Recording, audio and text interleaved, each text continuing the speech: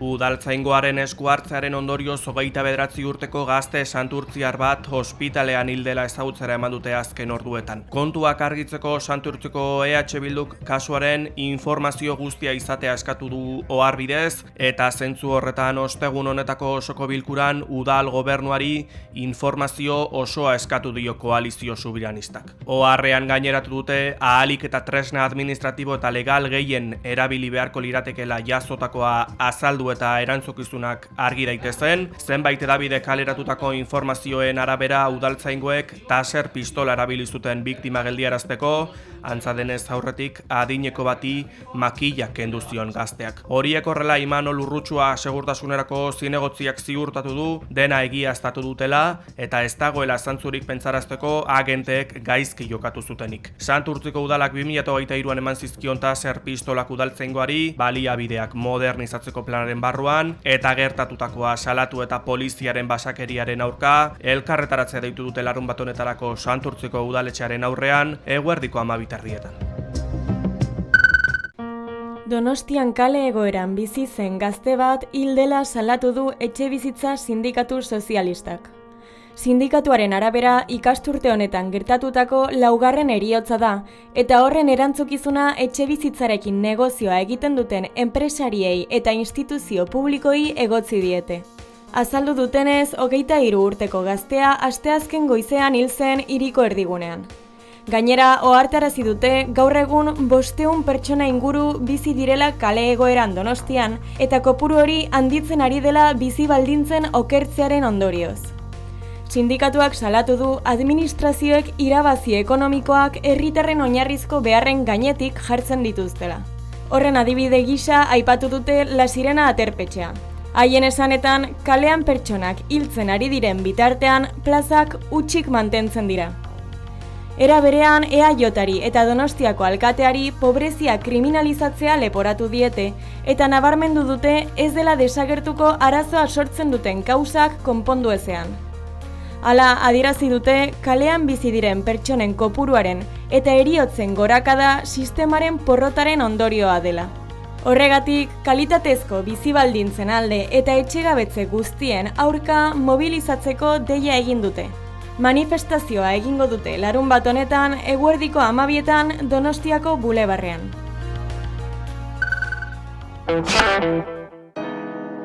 Inauguratu dute Be Acceleration Week ekimenaren edizio berria. Ostegun eta ostiral honetan Bat-Bi Accelerator Towerrek 20 herrialdeetatik etorritako 100 startup baino gehiago bilduko ditu. Jardunaldiari hasiera eman diote Ainara Basurko ekonomia sustatzeko foru diputatuak eta Erik Saez bateko zuzendariak. Atsegin handia da Be Accelerator Weekend edizio berri bat inauguratzea hemen baten gure ekintzailetzaren nazioarteko zentroan. Eskerrak eman nahi dizkizuet. Gaur gurekin zaudeten startup, korporazio, inbertsore, ezagutzaren eragile eta ekintzaile guztioi. Mundu osoko 20 herrialdetik baino gehiagotik zatozte eta Bizkairako funtsezkoa den zerbaiten adierazle zarete. Etorkizunera urrunetik begiratu beharrean, ekintzatik, lankidetzatik eta enpresatik begiratzeko gaitasuna.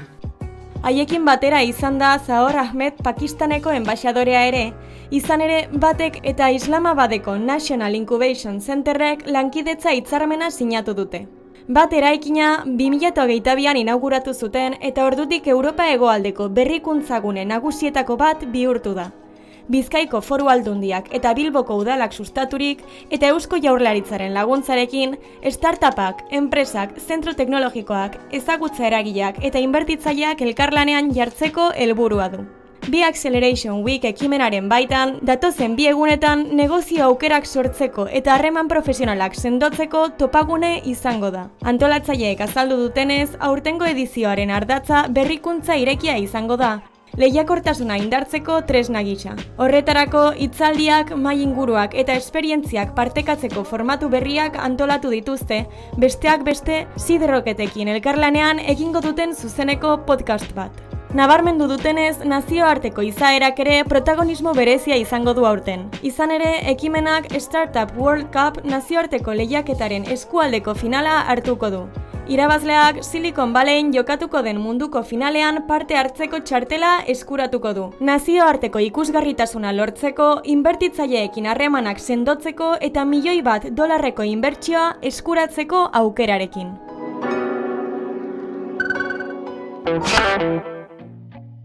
Euskal udalekuek jasaten ari diren difamazio kanpaina salatu dute Gasteizen egindako agerraldi jendetsuan.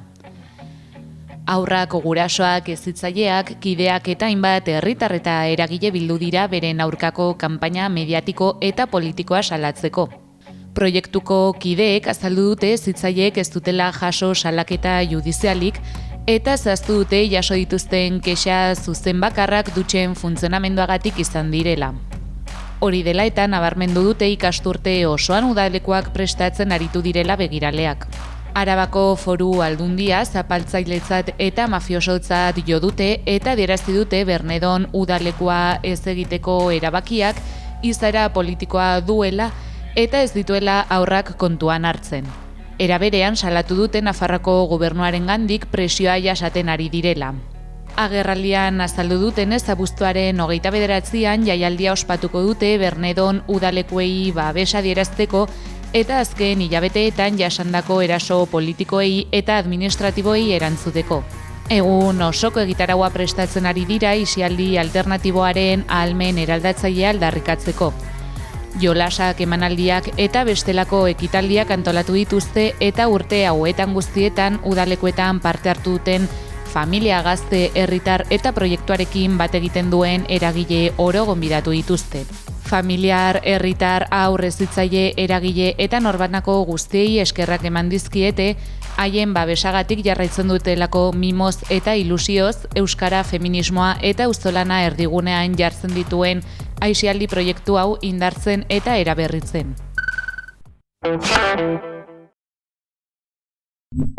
Albiste biziki pozgarri batekin hasiko dugu gaurko ibilbidea, izan ere Naruto telesaila euskaraz bikoiztua estreinatuko da. Naruto, Konoha herrixkako ninja bat da protagonista. Bederatzi isatzeko jintxirikia izateagatik ezaguna, jaiotzean bere barnean zigilatutako azeri deabru bat haurtzaro bakarti batera eraman zuena eta bere herriaren errekonizimendua bilatzera eraman zuena. Netflixen Avatar azken aire maisua telesailaren bigarren denboraldia ere euskaraz bikoiztua iritsiko zaigu. Netflixen topatuko dugun 8 atalez osaturiko telesaila da. Animaziozko telesaila ezagunaren ezuraragizko moldaketa, abentura eta fantasia uztartzen dituena. 100 urteko gerra baten ostean suntsitua izan den mundu batean girotzen da. Gerra horretan pertsona batzuek 4 elementuetako bat menderatzeko gaitasuna daukate. Ura, lurra, sua edo airea. 4ak menderatzen dituen bakarra gure protagonista Aang Avatarra da.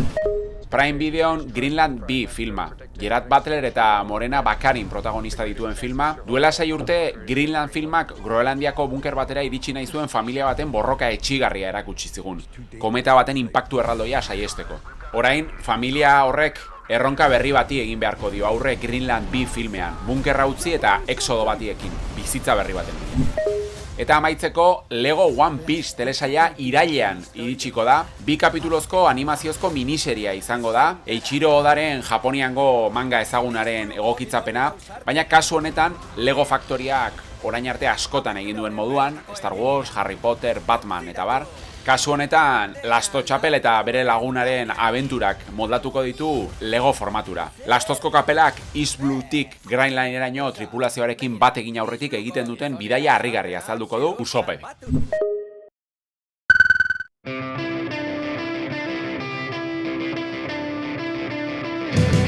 Denbora luzez auzolanean eta bilera artean egon ondoren ekainaren 4ean ireki zituen ateak La Rosak Arrosadiako auzoguneak.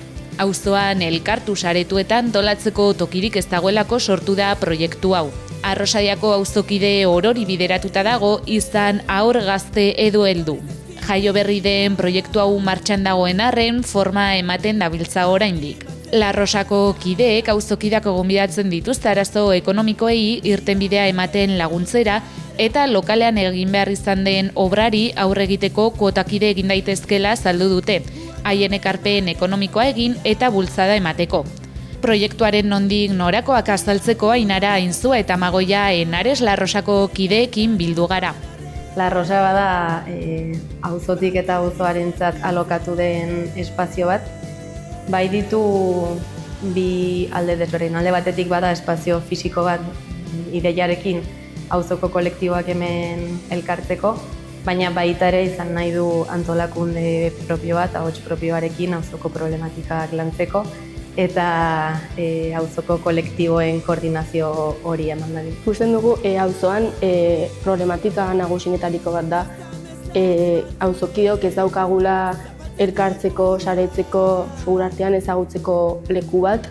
Badaude hainbat leku, adibidez Peña San Fermin edo Zabaldi elkartea edo udalaren zentro komunitarioa, baina hauen erabilera egitean, azken finean gaude zerbaiten menpe, Peñan adibidez bazkide baten menpe, ez baldin badago ezin gara sartu, eta adibidez zezisaren erabilera egiterakoan azkenean zauden giltza batzuen menpe ezin zara sartu nahi duzunean, edo ezin duzu zure erara erabili, eta azkenean ikusten dugu leku baten beharra auzokideon modura erabiltzeko edo nahi dugun bezala. Bai, eta gainera ere, bai Peñan, bai udaleko zentroan eta askotan zarata handia dago. Zezisean bilerak egiten genituenean, zeuden dantza taldeak, mota askotarikoak, eta bitartean zu bileran ezin duzula zure ondoan dagoen entzun. Peñan afal orduan bada antzerako. Orduan bai elkartzeko gehiago bileri begiratzegoen espazio bat, eta gero ere saretzeko eta gauzak egiteko auzoan. Aipatu ezara, hau ez da zerbait berria, gazte mugimenduaren belaunaldi desberdinek aritu dira honetan lanean, egia da auzoak lokala behar du lelopean aldarri ugari egin direla urteetan zehar, eta egia da duela 2 urte, 24-25 kurtsoan, gutxi gora bera, bai egin zela lanketa pixkat sakonagoa, pixkat zentratuagoa benetan behar bat genuela, eta honetan lan egin behar genuela, eta gazte mugimendutik sortu zen lan talde bat honetan zuzenean lan egiteko, eta honetan aritu ginen pixkat lanean. Orain La Rosa bada autonomoa, ez dago gazte mugimenduaren menpe. De hecho, indartea bada gazte mugia baina nabari helduagoa, ez heldua, hala ere, gazte mugia baino gehiago bai. Eta hasi zen hasieran bilera ireki moduan ere, problematika azaltzeko auzokideei, gutxinaka hortik ere sortu zen bigarren talde bat hor ere motibatua zegoen jendearekin, eta tiraka zebilena gazte mugimendua izan zen, orain arte nun ja bere forma propio hartu duen. Gazte mugimendutik jaio zen arren proiektua erabaki genuen pixkat auzoari irekitzea eta auzokideok nahi duena parte hartzea, eta pixkat auzoaren egitea ez bakarrik gazte ona.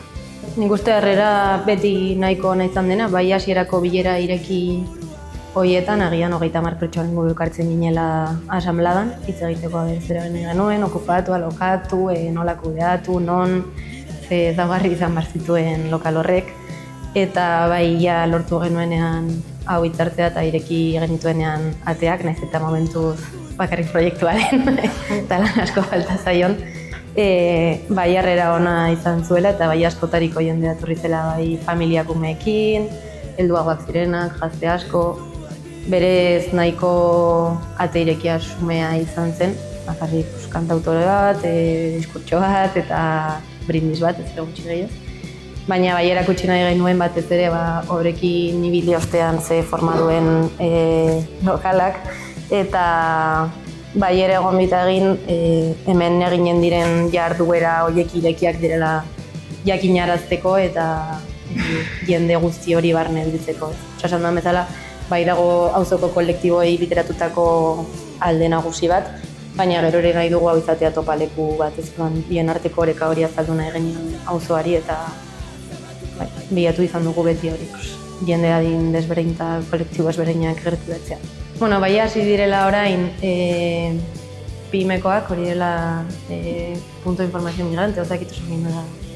Horiek hasi dira hemen gaztelaniazko klaseak ematen migrantei, astean bitan. San Ferminetan ere izanen da Paris 1925ko jantokia, Aldezarrean ezin delako izan. baina ez dugu oraindik aurre ikuspena egin datorren iraietik aurrera zer izanen den. Bai izanen dela hori kolektiboentzako espazio bat bileretarako, pankarta egiteko, behar den guztirako, baina gero bai lerro bat dagoela kirol eskaintzarekin, eskaintza kulturalekin, baina oraindik dugu forma eman gabe. Ze hori bai nahi genuen ere auzoari ireki eta igual denon artean adostu zer egin nahi zen, eta momentuz horretan ez gara sartu. Hau da, bizkat auzokideon edo nahi dugu izatea auzokideon topagune bat bezala, non adin desberdinetako jendeak etor daitekeen, nahi duena egin, nahi duena proposatu, beti ere bizkat zentzua mantenduz, baina ez dagoela itxita ezertara, orduan animatzen dugu auzokideak etortzera, haien ideiak botatzera, zer gustatuko bitzaiak egitea, ez dakit. Eta gero ere hori auzoko kolektiboi buruzari garenean ez da bakarrik gazte mugimendaz ere dago euskara taldea hor nahiko jende heldua dagoela eta igual haien jarduna gehiago goiz ez dela, beste jende mota bat ideratuta. Ere dago Johar haur eta neraben gazte elkartea txikiekin lan egiten duena, Apima ere sartu dugu talde motorrean hasieratik beste profil horiek erakartzeko. Eta gero ere gure esku egonen da eskaintzen dugunaren arabera publiko horrengana heltzen garen edo ez. Bai eztabaidetan hori nahiko argi genuela, egia da gazteek ez dutela espaziorik auzoan eta hutsune hori ere bete nahi du, baina ez soilik hori ze aurrek ere ez dute, helduek ere ez dute, orduan. Pixka nahi dugu hori, bai kolektiboen topaleko izatea eta auzoko militantziaren motorra izatea, baina baita ere nahi dugu ez dugun ez elkarteko tokirik, gure artean saretu barin ezberdinetako jende guztia.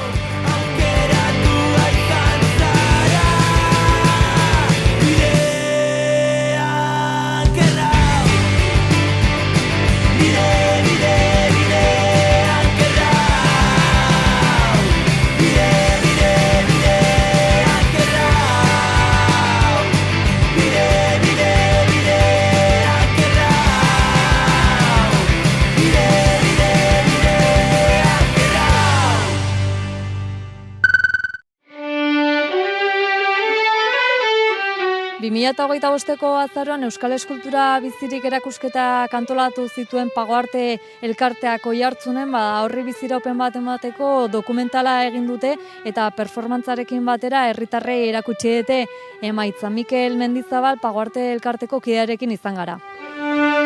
Iaz, 2025an azaroan egin zian erakusketen berri ematen duna. Dokumental hori ordu erdiko dokumental bada.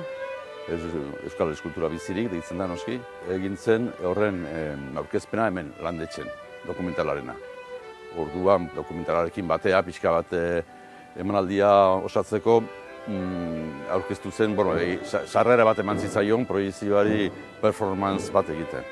Eskulturari buruzko performance bat, oso berria, oso ezaguna modu oso kurioso batean, eta jendea arrakasta izan zuen, zati jendeak ez zuen espero. Ez ekin ere zertara zetorren, aretoa bastante bete zen, erditik gora, eta hori kuriosua da, igande arratsalde batean, eta hala ere hurbildu zen, eta nik uste dut gauza berri bat, eta nahiko ausarta ikusteko aukera izan zula.